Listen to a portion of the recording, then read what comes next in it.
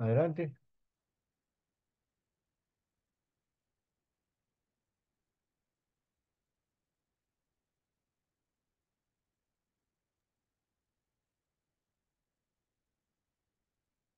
Muy buenos días. Dios les bendiga grandemente. Qué gusto estar aquí. Cuando uno está paseándose por el libro de Gálatas, una de las cosas que se me queda a mí y me impresiona mucho es la firmeza, la contundencia, la integridad del apóstol Pablo cuando escribe estas cosas. Es un libro que principalmente una carta que tiene que ver con la afirmación de la doctrina. Y me gusta mucho el hecho de que ahí no es cuestión de hablar de a lo mejor si sirve o no sirve, a lo mejor debemos hacer esto y no dice que no, no es así para nada. Fíjense cómo trabaja Pablo, inspirado por Dios, para hacernos saber estas cosas. El problema ya lo sabemos, el problema es que los judíos que se han convertido al cristianismo, algunos de ellos quieren seguir en el judaísmo, que les llama judaizantes y están echando a perder la iglesia.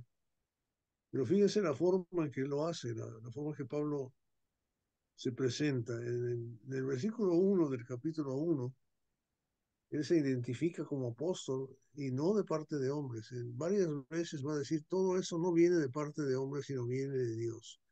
Se presenta como un mensajero de Dios, un intermediario entre Dios y nosotros, ¿verdad? Y por la voluntad de Dios, por la voluntad de Cristo.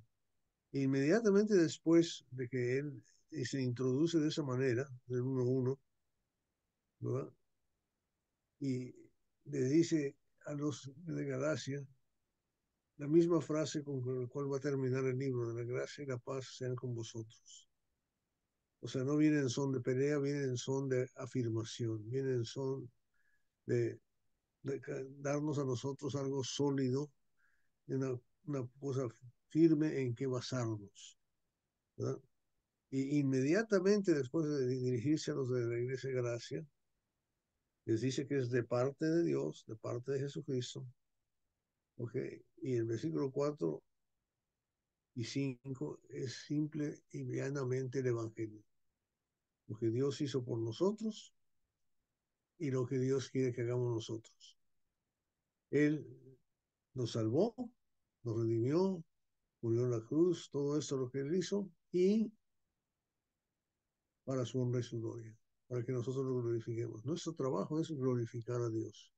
Para eso nos hizo, para su gloria. Ahí está encapsulado el Evangelio. Entonces, de ahí en adelante empieza a abordar el tema y otra vez no lo aborda simple y llanamente, he sabido de que ustedes andan por acá, por allá. No, no, estoy espantado, estoy maravillado, estoy anodado, estoy sin palabras, porque no entiendo cómo ustedes se pueden desviar de esa manera. O sea, es firme en lo que está haciendo. O sea, es importante el mensaje y es importante la doctrina, porque ese evangelio de diferente nos va, no nos va a condenar.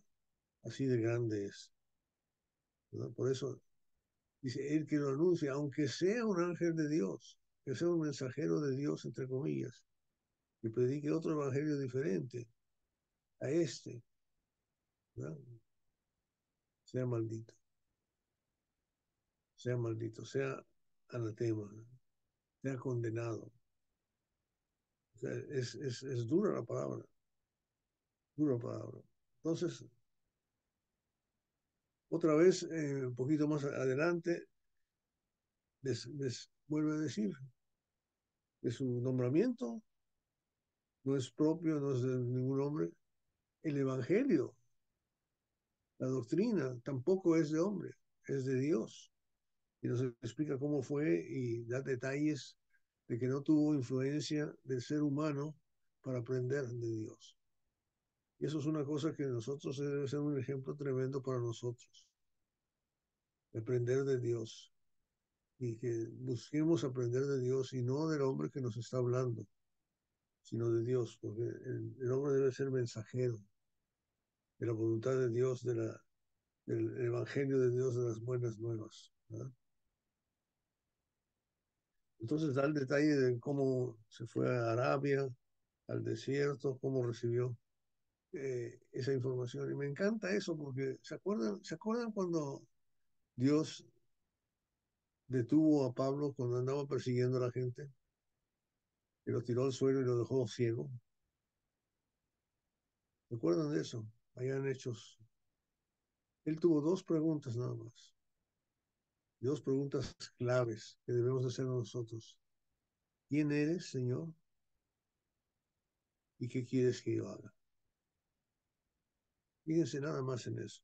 ¿Qué quieres? ¿Quién eres? ¿Qué quieres que yo haga?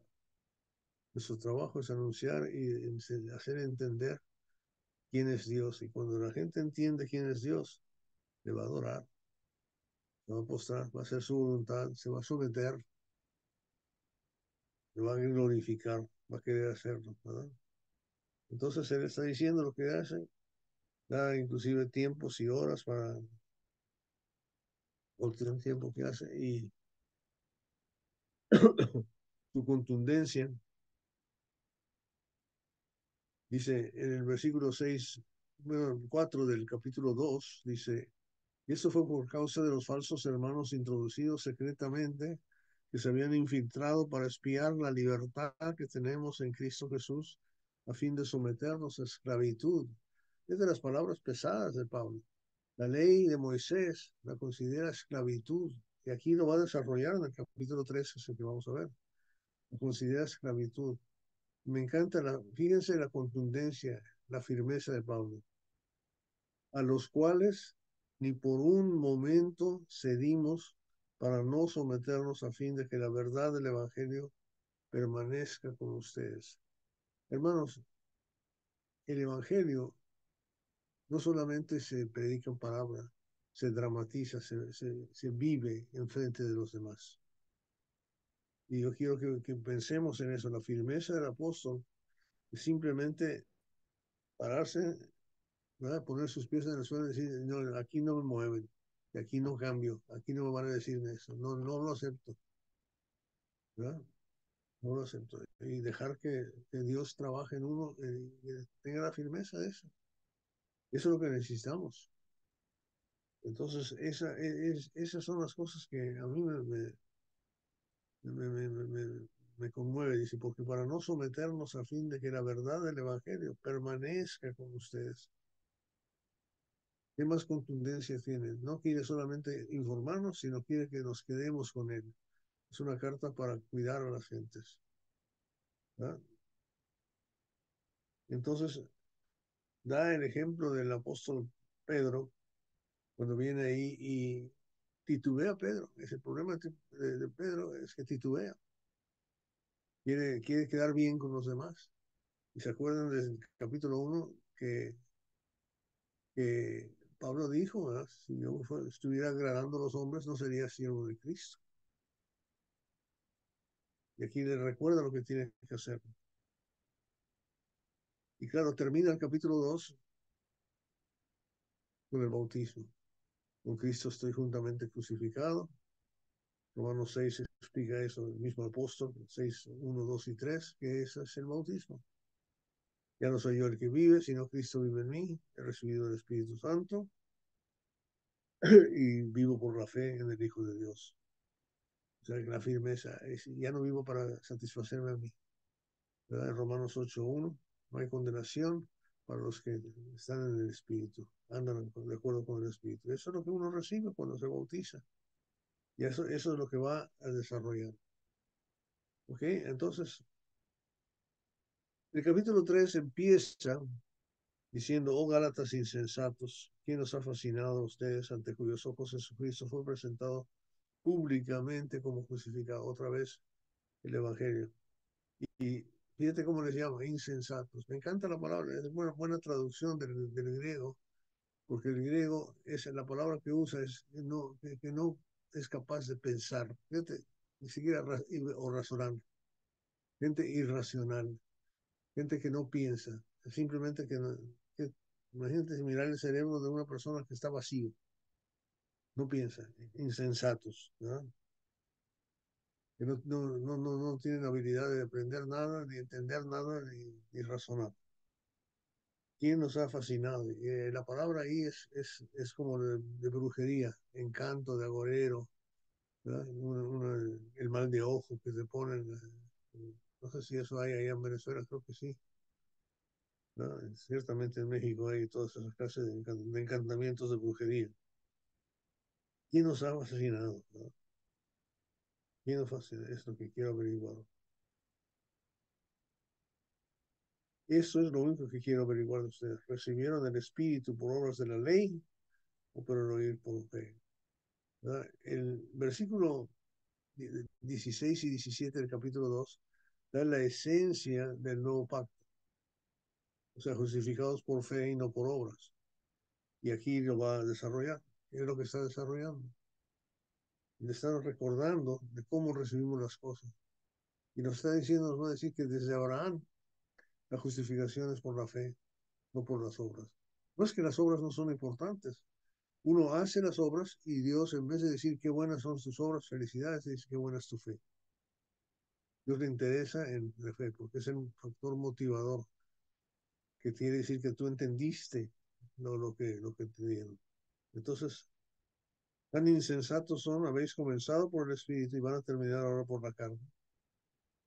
Entonces, está volviendo a decir, nos está enseñando que la ley que se impuso a Moisés, al pueblo de Israel, era un encarcelamiento, era una maldición, pero era divina, no era pecado, era simplemente para que nos diéramos cuenta de la importancia de la obediencia, de la importancia del pecado y la importancia de la consecuencia del pecado.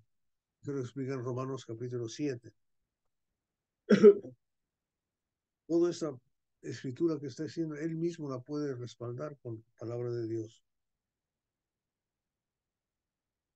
Han padecido tantas cosas en vano, versículo 4, si es que en realidad fue en vano.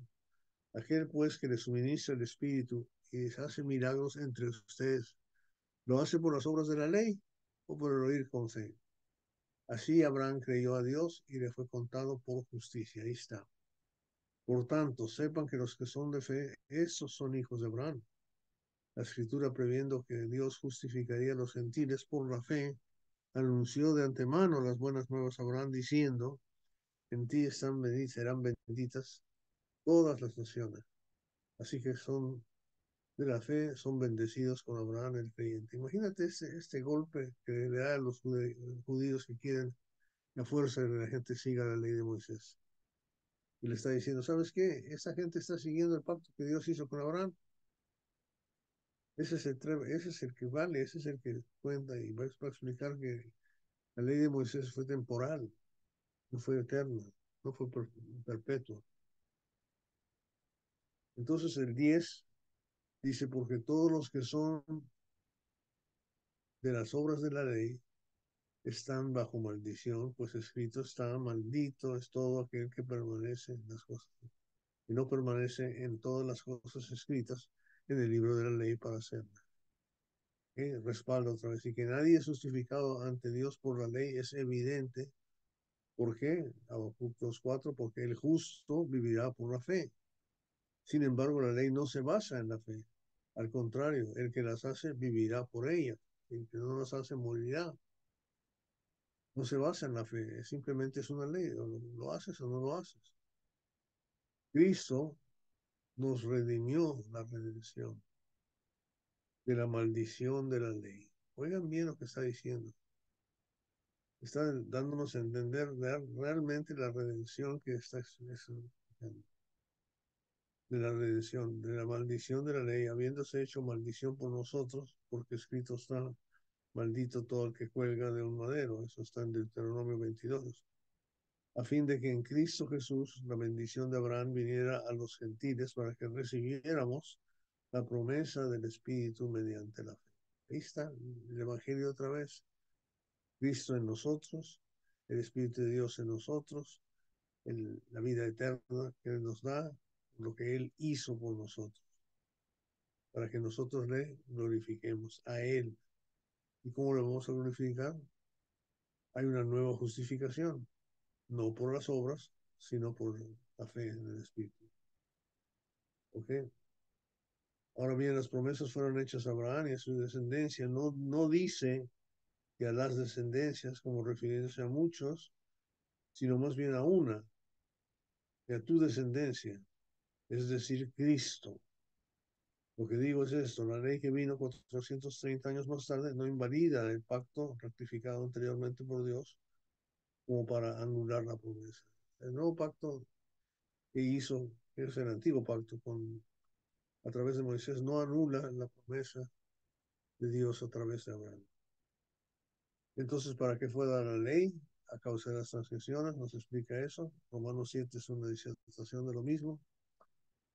¿Ok? Ahora bien, un mediador no representa a uno solo, pero Dios es uno solo. Y entonces, importantísimo, desarrollando lo que dice el capítulo 2 17 y 18. O sea, porque el judío estaba diciendo que ser cristiano era pecado. No obedecer los mandamientos era pecado de Moisés. Entonces, aquí está. ¿Es entonces la ley contraria a las promesas de Dios? De ningún modo, porque si hubiera dado una ley capaz de impartir vida, entonces la justicia ciertamente hubiera dependido de la ley. Pero la escritura lo encerró todo bajo pecado para que la promesa que es por la fe en Jesucristo fuera dada a todos los que creen. ¿Okay? La ley no es mala, es buena, ¿verdad? Pero la consecuencia de la obediencia o la desobediencia de la ley es que cada uno lo vivía. ¿Verdad? Antes de venir la fe, estábamos encerrados bajo la ley, confinados para la fe, para que viniera a ser revelada. De manera que la ley ha venido a ser nuestro guía, nuestro ayo. La palabra griega es pedagogos, que es una especie de maestro que nos enseña a vivir. Es un entrenador, ¿verdad? No solamente un maestro, que alguien que cuida, un ayo, para conducirnos a Cristo, a fin de que seamos justificados por la fe. Si crees, bien puedes. Pero ahora que ha venido la fe, ya no estamos bajo el guía. Es lo que leímos en la escritura que seleccionó Beto. Pues todos ustedes son hijos de Dios mediante la fe en Cristo Jesús. Porque todos los que fueron bautizados en Cristo, de Cristo, se han revestido. Versículo 20, ya no vivo yo, sino Cristo vive en mí, y lo que ahora vivo en la carne, lo vivo en la fe, en el Hijo de Dios, el cual me amó y se entregó a sí mismo por mí. No lo nula la gracia de Dios, porque si la justicia viene por medio de la ley, entonces Cristo murió en vano. Contundente. No puedo obedecer la ley de Moisés. Si está escrito en el Antiguo Pacto, en la ley, no me justifico por eso. No me justifico por eso. Y una vez que yo entiendo el principio de la ley, es mucho más fácil eso. Hoy en día, casi sin excepción, que yo sepa, de los 30,000 y pico de denominaciones que hay, todas en algún lado, excepto de la Iglesia del Señor, justifican algunas de las acciones por el antiguo pacto, por la ley de Moisés. Y eso no lo podemos hacer. Debemos de justificarlo por la ley de Cristo, lo que dice que Dios, lo que dice que a través de Cristo, ¿verdad? Y eso es todo lo que tienen. No hay judío, no hay griego, no hay justificación como judío, no hay justificación como griego, es lo que está diciendo. No hay esclavo, ni libre, ni hombre, ni mujer, porque todos son uno en Cristo. Nuestra única justificación es Cristo en nosotros. Eso lo va a enfatizar en Colosenses. Y si ustedes son de Cristo, entonces son descendencia de Abraham, ¿no? Herederos según la promesa. Gloria a Dios. ¿Valdrá la pena glorificarle? ¿Valdrá la pena ser firmes en la doctrina, no dejar que nos muevan de un lado a otro? No convertirnos nosotros a ellos, sino convertirles ellos a nosotros. Pensemos en esto, hermanos. Vamos a orar. Gracias, Padre bendito, por el amor que nos tienes. Gracias por todo lo que haces por nosotros. Gracias por tu palabra tan poderosa. Ayúdanos a servirte y glorificarte, no solamente hoy, sino por una eternidad. Gracias, Padre, por todo lo que haces por cada uno de nosotros. En el nombre de Cristo Jesús. Amén.